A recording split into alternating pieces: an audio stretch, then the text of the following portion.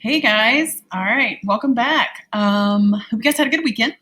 So we're going to get back at it. And this is the last thing we're going to do on migration. Yay. All right. So here we go. Part two. All right. So we're going to look at the effects of migration today. All right. So the first thing I need to talk to you guys about is that we have policies. Think about when we talked about population policies. We have countries that are pro-natalist, and we have countries that are anti-natalist. Okay, so in that same regard, we have some countries which encourage immigration. Maybe these are countries that like heavily rely on immigrants to improve their economy and their population growth. Think about one of the things we talked about too when we talked about the DTM. The reason why the United States is considered to be a stage 4 country is because of immigration and the growth on our population. If it wasn't for immigration, we'd be stage 5. Remember, with that shrinking population? Okay, so on the reverse of that, though, of course, you also have some countries which heavily restrict or discourage immigration. All right, that could be because maybe they have cultural biases against immigrants and then they actively work to keep them out. Okay, all right. Let's talk about the effects of countries of origin. Okay, so what we're talking about with countries of origin is the countries from which migrants come from. Okay, so the country from which they are leaving, they are exiting, they are immigrants with an E. Okay, all right, so a positive effect of immigration when people leave a country, guys, it's really not a lot of stuff. It's just like one basic thing is if there's overcrowding in that country, then when people leave, no longer overcrowding. Think about what the origins of Georgia were. One of the reasons why Georgia became a colony of the British was because it was filled with people that couldn't pay their debts. They cleaned out the jails because it was overcrowded.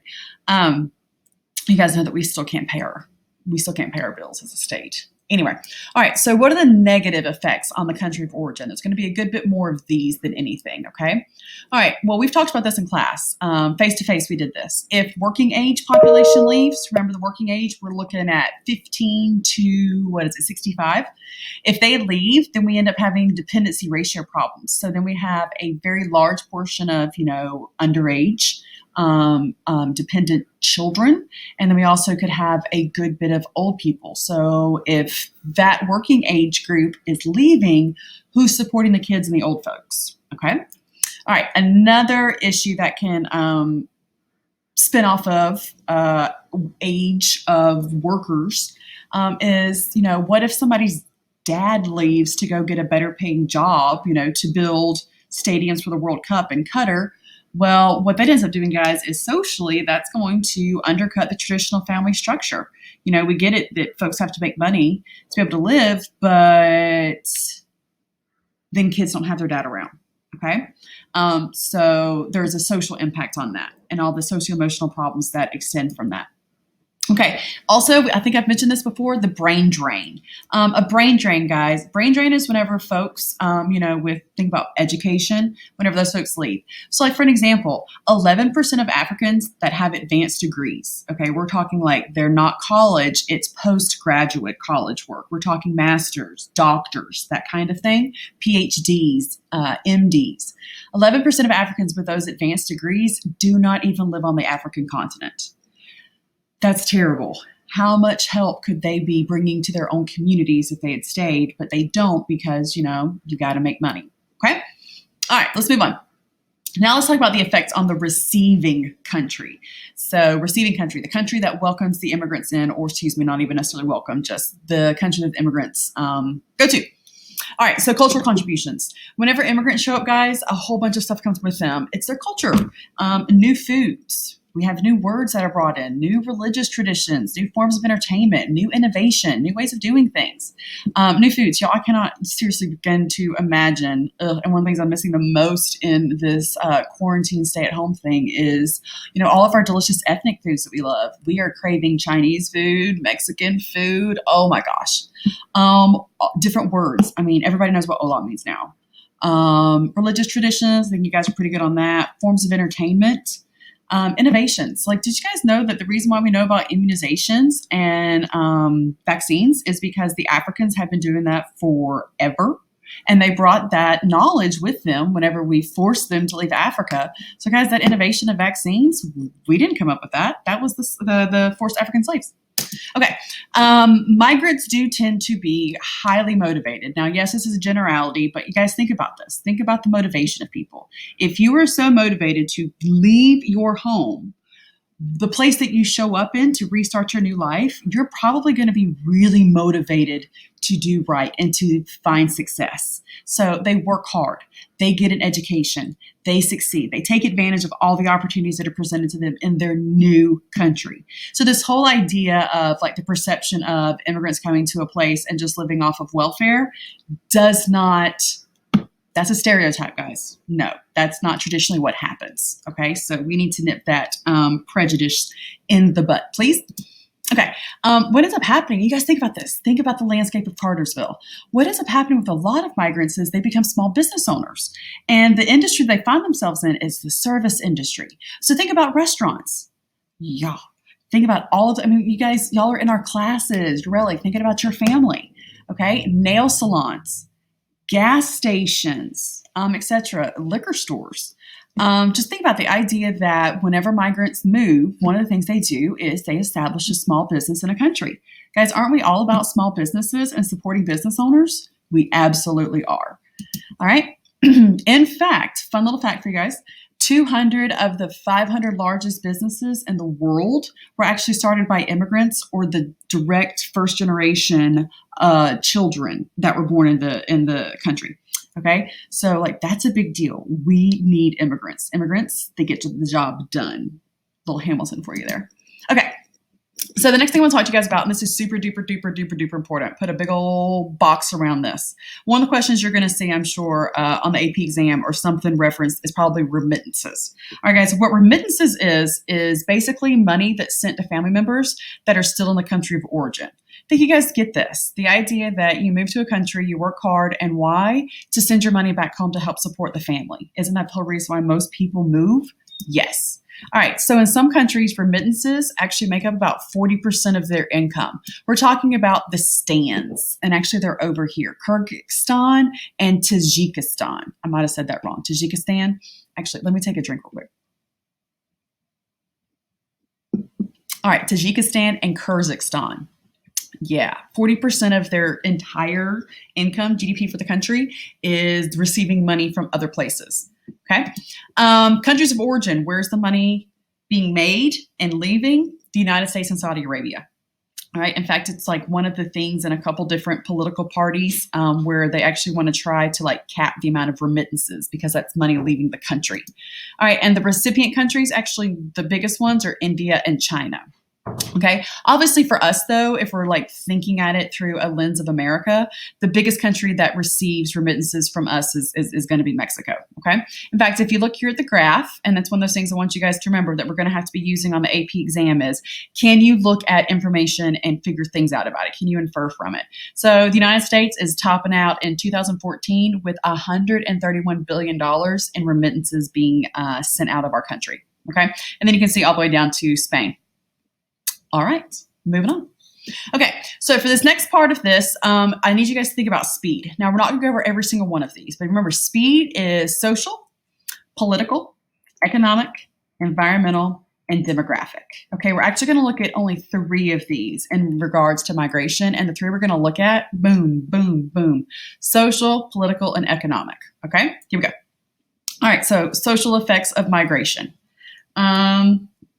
Okay, so the introduction of new migrants to an area can actually be seen as like threatening to the people that actually live in the country in which immigrants are coming to, which can actually lead to prejudice, discrimination. And guys, those 2 things put together, prejudice, which is prior perceived thoughts, like an example would be like all blondes are stupid.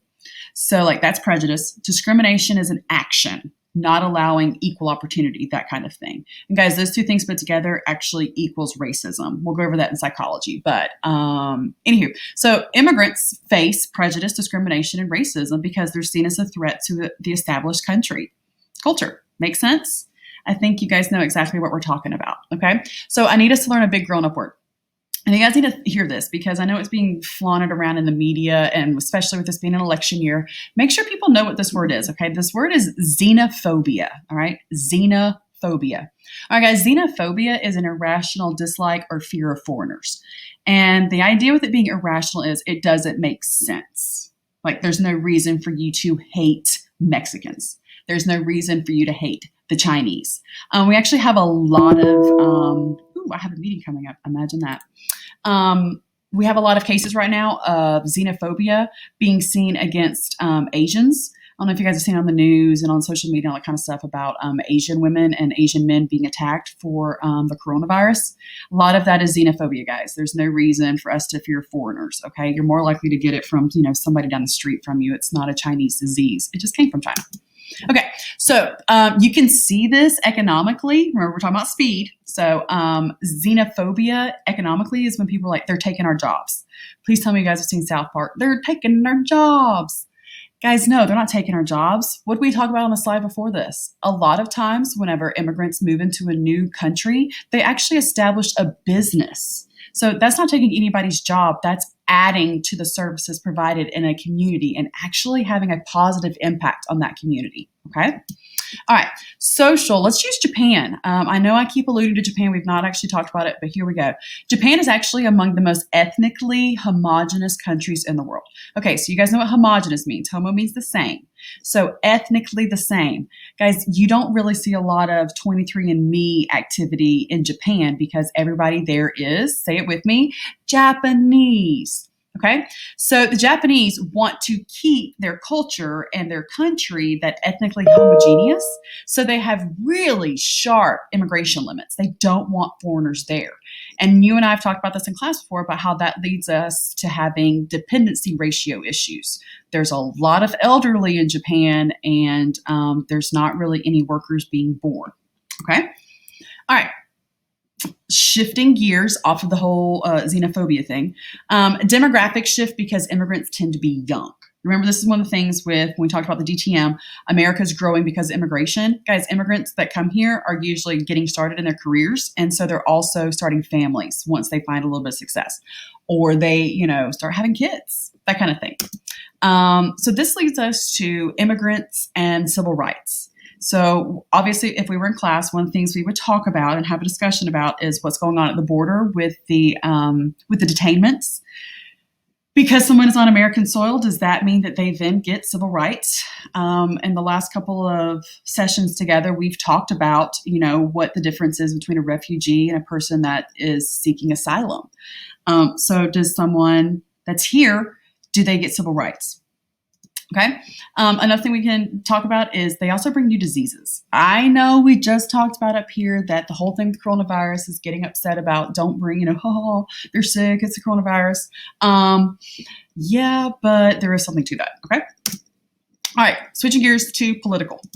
All right. Political effects. It does, for people that show up in an area, immigrants do strain resources of an area. Okay.